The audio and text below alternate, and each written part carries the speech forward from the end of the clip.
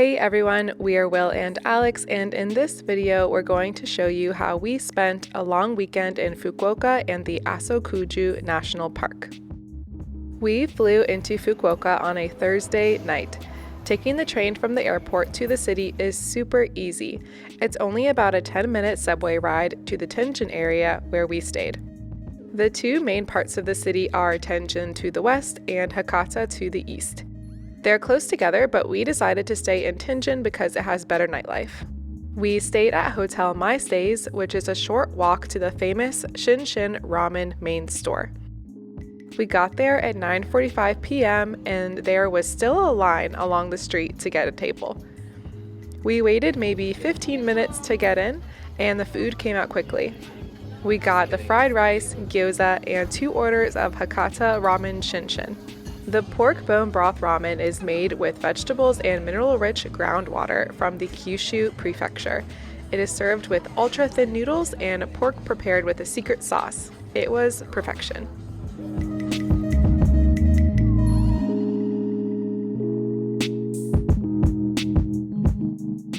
Today we are walking around Fukuoka, and I have a couple things saved on my map, so we're gonna go check them all out. After grabbing some breakfast, we made our way across the river to the Hakata area. Our first stop was the Kawabata Shopping Arcade. The covered street is filled with all types of restaurants and artisan shops. A few that were on my list are this Hakata doll shop. These unglazed clay dolls are produced only in Hakata. The craft has been designated as an intangible cultural property, so while they're not really my vibe, I still wanted to admire the craftsmanship and see them in person. Next is the Handa Japanese clothing shop. This store has a huge selection of tsukujan or souvenir embroidered bomber jackets. The price tags can be a bit steep, but I think they're worth it if you want one of these unique statement pieces.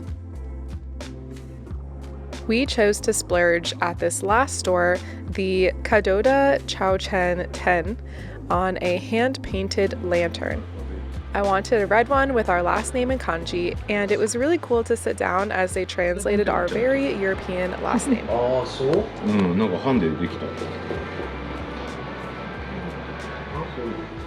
They do offer shipping, but we picked up the finished product about a month later when we were back for the Grand Sumo tournament, a video which I will link below.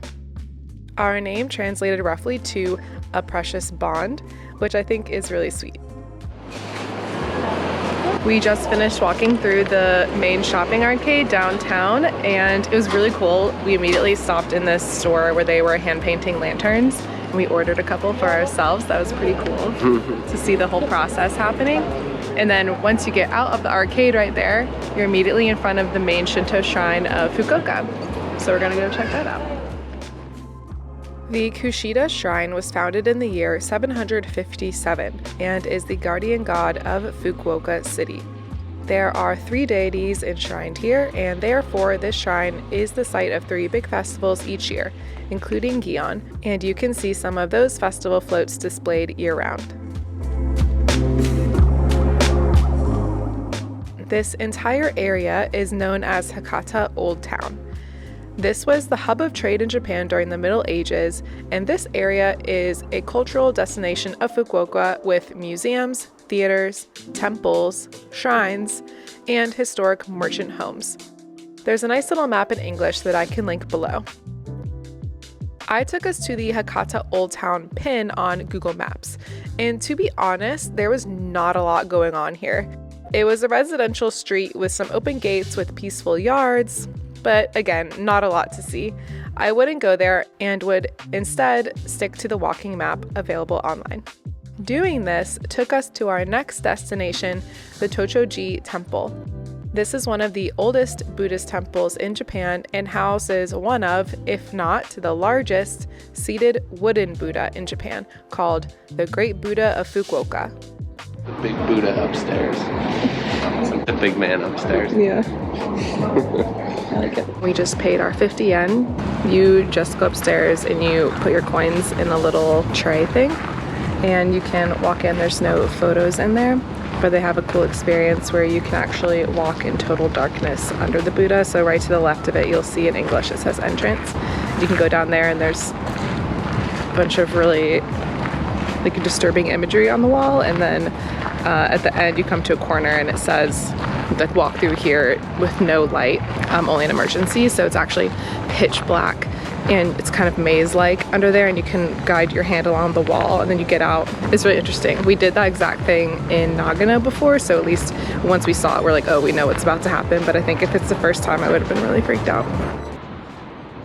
From there we went to Canal City Oppa. It's a huge shopping mall, you can't miss it. On the 5th floor there is actually a ramen stadium with lots of different ramen shops to choose from. However, we made our way to the basement.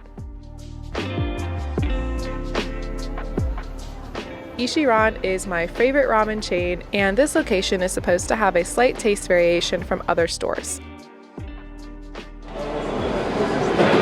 We made our way to the Canal City Mall and we're currently in line to eat at Ishiran, the other famous ramen chain from Fukuoka.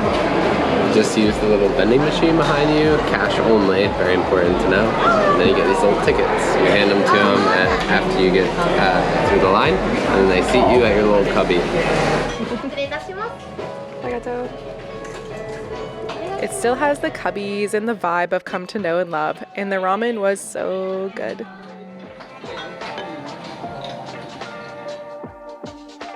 On our way back to Tenjin, I had a stop at the Sairyu Park and up the road to what is labeled as Nakasu Yaitai Yokocho, or Food Stalls Street.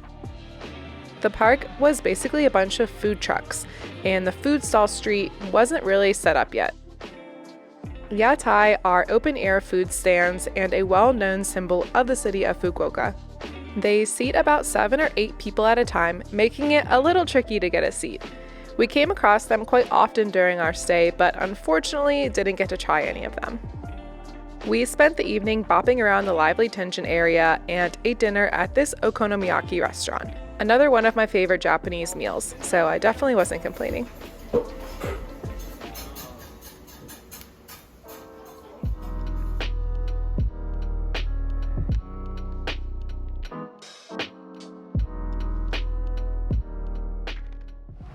Hi everyone, it's day 2 in the Kyushu prefecture of Japan, and this morning we woke up early and made our way to the train station to pick up our rental car because we have it for one day to drive down to the Aso-Kuju National Park area. We checked into our Airbnb, which is really cool, just north of the park. I'll put in some clips. It's a 130-year-old Japanese farmhouse in the mountains.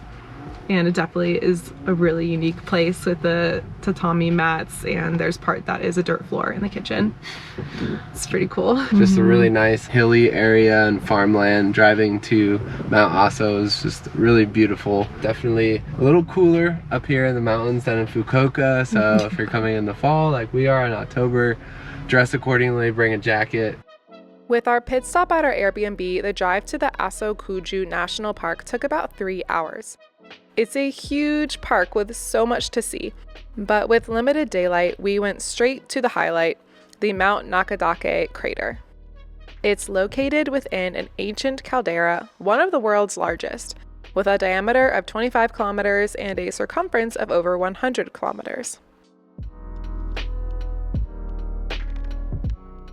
For parking, your first option is here at the Mount Aso Visitor Center and the Aso Volcano Museum.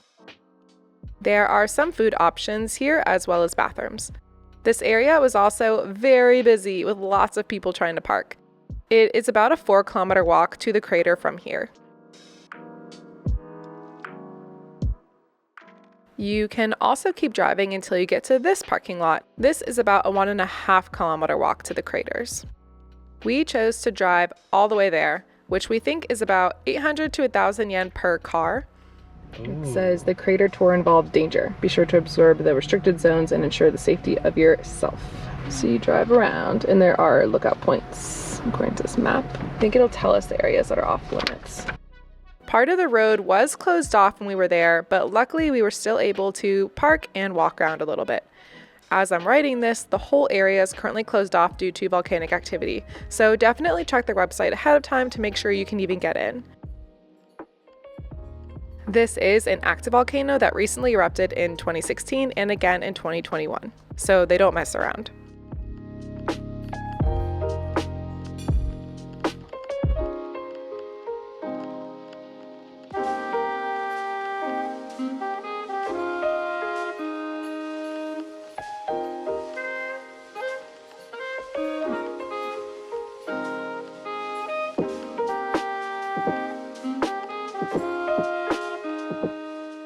After walking around there for about an hour or so, we drove out of the park and stopped at some lookouts along the way.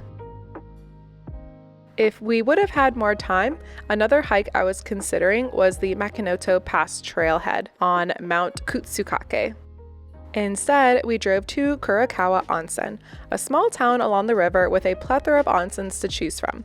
From the pictures I saw online, they all look super lush and green and magical. The town does have an onsen pass where you pay 1,300 yen and can enter 3 different onsens of your choice. We parked here and walked to the nearest onsen on my list, the Kurokawa Onsen Okunoyu. Their private onsens were first come, first serve, and were actually open around dinner time, but we chose their mixed onsen because we wanted to hang out and because it has a waterfall view. The other 2 onsens on my list to visit were this one and this one. During this weekend in October, there was actually a little Thanksgiving festival going on in town.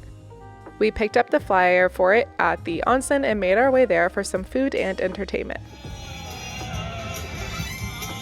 Otherwise, it didn't seem like there was a lot to do there, besides onsens, of course.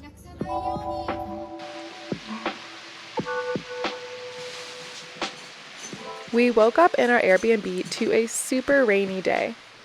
This thwarted some of my plans, so I'm going to tell you what my ideal itinerary would be, and then I'll tell you what we did instead.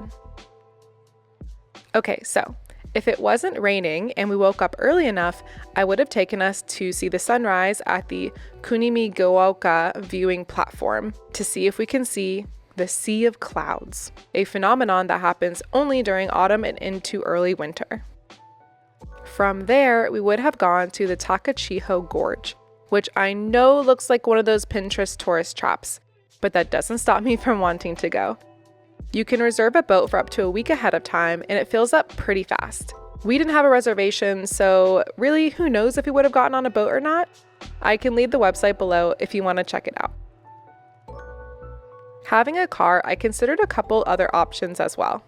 First, I thought about visiting this shrine, which the internet says is a super pretty forest walk.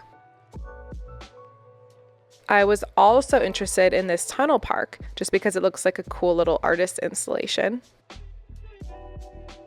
We also thought about visiting the nearby onsen destination of Beppu.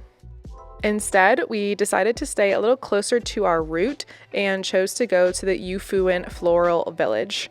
Y'all, talk about a Pinterest tourist trap. It's not great. Don't recommend.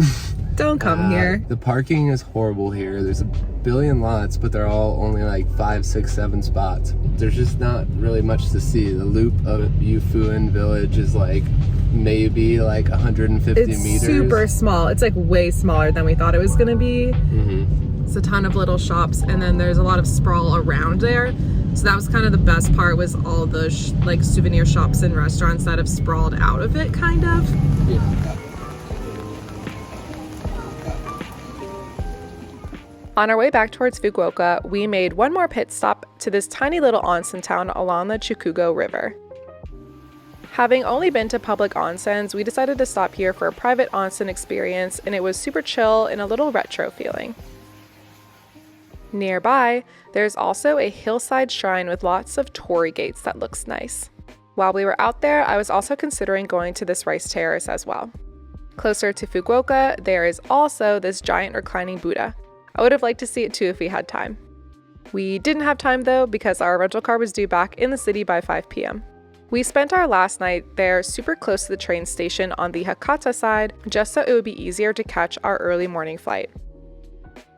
As we suspected, we prefer the Tenjin side just because the Hakata side is very quiet. Great for some people, but just not us. There's so much more to do in this area, and we look forward to going back. If you're going to be in Fukuoka in November, definitely check out our video on how to attend the Grand Sumo tournament that happens for 2 weeks in November every year. Get Your Guide also has some great experiences in the city like customized walking tours, day trips, and food tours. I'll leave some links below for a few that I have saved myself. We hope this helps you plan your trip to Fukuoka and the Aso-Kuju National Park. We'll see you in the next one. Bye!